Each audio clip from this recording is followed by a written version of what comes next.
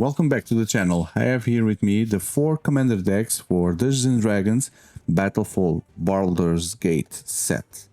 So in the next videos I'll be opening one by one the Party Time, the Mind Flayers, the Draconic Descent, and Exit for Exiles.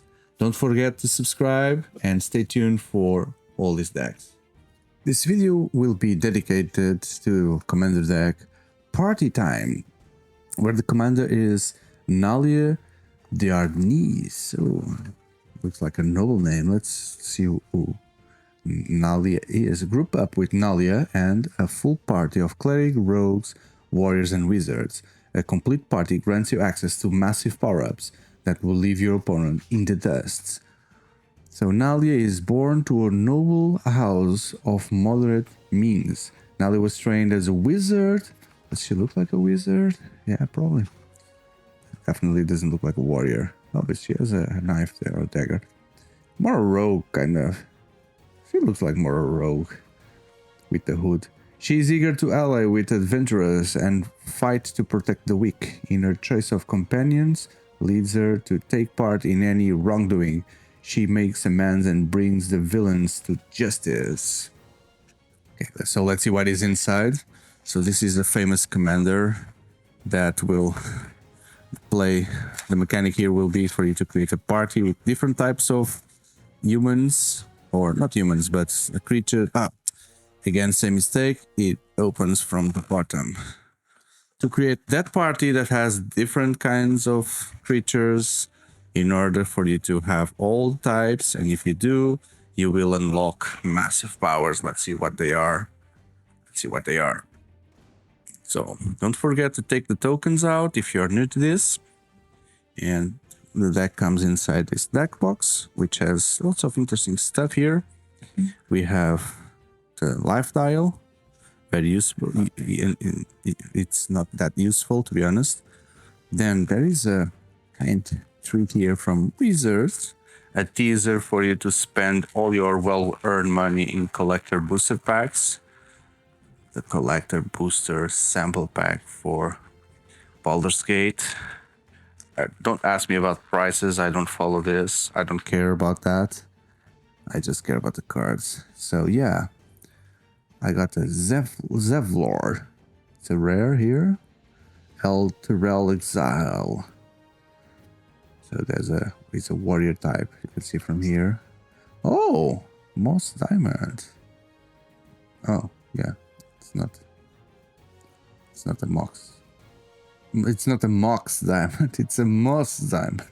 Moss Diamond. So I saw, hey, a common here, but what? It's a Moss Diamond, not a Mox Diamond. No, that only exists in Stronghold, I think.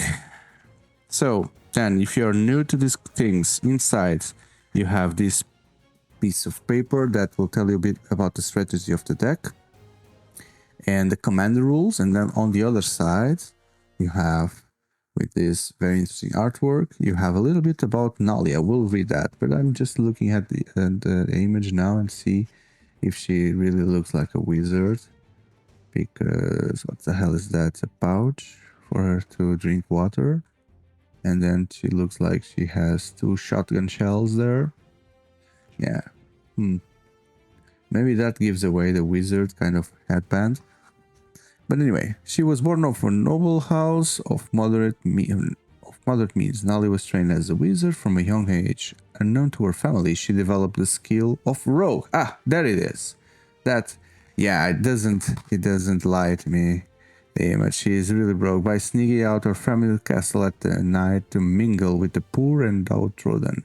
In contrast to the typical noble of her native she harbors a deep affection for those of mere means and seeks to help them whenever she can. At times, her beliefs can border on fanatism, as she has clashed in the past with adventuring companions whom she felt did too little to address the needs of the poor. Nali is eager to ally with adventurers to fight to protect the weak, while Nalia's beliefs are driven by poor heart and an honest desire to do good. Her privilege upbringing has left her somewhat naive. She sees the world in stark contrasts and tends to view conflicts or problems in simple terms. She can therefore be led astray by companions who prey on her sense of justice. Yet, despite these flaws, Nalia truly cares for others. If her choice of companions leads her to take part in wrongdoing, she makes amends and brings villains to justice. Okay, it couldn't be different because this is a white deck. Or at least part of it is white, but also part of it is black. So interesting choice here. Interesting choice. So let's see. Let's see what is inside this deck. Let's see, we can open here. So this deck, I know it's old. It's still from the time where you had a plastic commander, which is really non-useful anymore. I'm doubting if it ever was. Maybe worse than the plastic. Oh, speaking about plastic, it's glued to me. Look at that. Doesn't go away.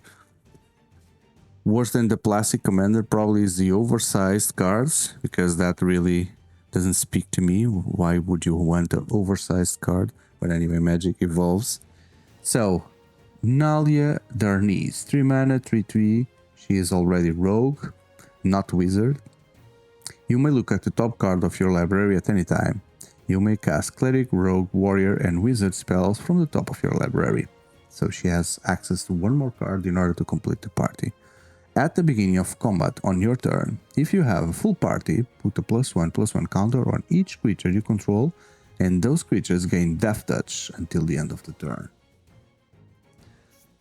Then, she also has a secondary commander. There's a Orc here, which has a background, and both will do the black and white. So legendary creature Orc. Burako's party leader is also a cleric, so this guy is whatever you need him to be. Whenever Burako attacks, the defending player loses X life, and you create X treasure tokens, where X is the number of creatures in your party. The number of creatures in your party. So so what is the party? Is everything? Maybe the party is only these 4. Number of your creatures in your party. It's just, it would the maximum be 4, or could be even more. Commander creatures you own have, whenever you cast a spell that shares a creature type with this creature, draw a card. The ability triggers only once. Okay, so we will trigger with anything, because he is everything at the same time. Okay, this concept of a party, need to revise that. Okay, so the Deep Gnome Terramancer. I'm not going to see all the cards. No, not just go through the cards. So if you want to see more in detail, just stop the video and take a look at the card. Okay. Yeah, so Flash, Mold Earth. Whenever one or more lands enter the battlefield under your opponent's control, without being played, you may search. Without being played? Okay, so it's again the last fall, landfall. You may search your library for planes. Okay, maybe it's just because it's a wizard. Harper Recruiter. Seasoned Dungeoneer. Stick Together. Black Market Connections. Solemn Doom Guide is also cleric. Looks like a tough guy. Multiclass Baldric. Equipment. Archpriest of Iona. Power is equal to the number of creatures in your party. Your party consists up to 1 of each. Yeah, so maximum would be 4. You have one of a set of them, and that will be the maximum. So then it means that his power is always 4, right? And then at the beginning of combat, on your turn, if you have a full party, target creature gets +1 and flying. Austere Command. Oops. Bygone Bishop.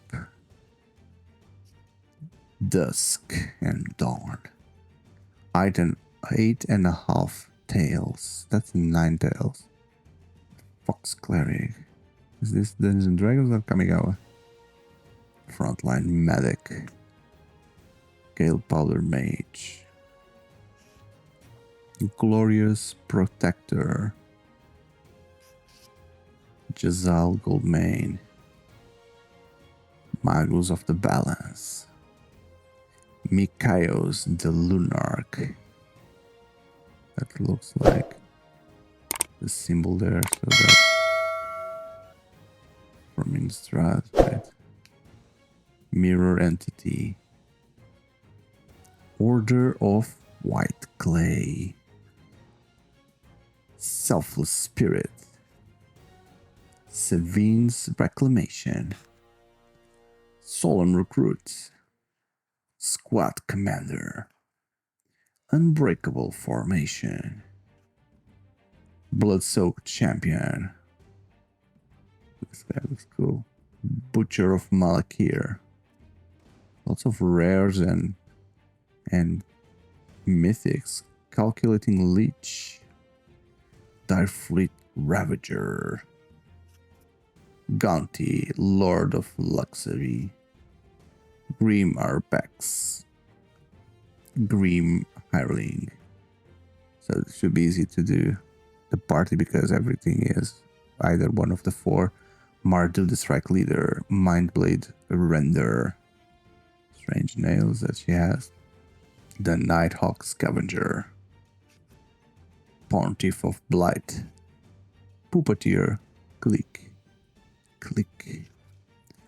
Felissa, Fangs of Silverquill. Vampire Wizard. Fierce's Retribution. Saga here. High Priest of Penance. The Maskwood Nexus. Castle Lochwing. It seems looked like, I don't know how this is holding up on the clouds, but looks like a Star Destroyer from Star Wars. All of a sudden. Mutavault. Shambling Vent. Temple of Silence. Vault of Archangel. The War Room. Windbreeze Heights. Signet. Command Tower. Aven Mind Sensor. Creep Swap. Okay. Irregular Cohort. Mage Attendant. Oh, Mother Rune. So hold from Exodus. Priest of Ancient Lore. Rumor Gatherer. Valiant Changeling. Okay, so this one's a shapeshifter. Lots of shapeshifters here for you to do the magic. Corpse Augur. Malakir Blood Priest. Thwart the Grave. Zulaport Cutthroat. Dispark. Oars of Signet. Skullclamp. Soul. Talisman. Ash Baron. Bojukabog. Mortuary Mine. Mirror Landscape. And so getting to the typical lands that you usually find. Some are special here. We got the baselands now. Plains. Lots of plains and lots of swamps. That's it. In terms of tokens, then, in order to achieve everything there is inside, is again the plastic is still stuck. The plastic commander, then there's the initiative with the dungeon, the undercity, shapeshifters, lots of shapeshifters and different ones. Is it different? No, just the blue and the girl. Core warriors, lots. Warrior, normal warrior, the inkling, treasure wizard, angel warrior, more shapeshifters. Come on, so many different. There's a clue and the initiative. Whenever one or more creatures a player control deal combat damage to you, that player takes initiative. Okay, so he goes down the dungeon. Whenever you take the initiative at the beginning of your keep, venture into the undercity. The keep. Okay, so every turn you go down. This is a mechanic that only exists in Legends Egg, so From time to time I just forget about what it says and how it works. So I need to review that. So this was party time. Okay. I hope you enjoyed the video. If so, don't forget then to hit that like button and consider subscribing. I have a very big playlist dedicated to Magic the Gathering, lots of videos, lots of product there, as well as for all the major card games out there and board games. Recently, I also launched a new kind of content called Table Talks, where I'm interviewing people, get to know their projects, their profile, interesting stories in their lives while playing board games through Board Game Arena. So I definitely think that you'll find interesting content in the channel to consider subscribing and to be part of this community. So thank you very much, and I hope to see you in the next video. Goodbye.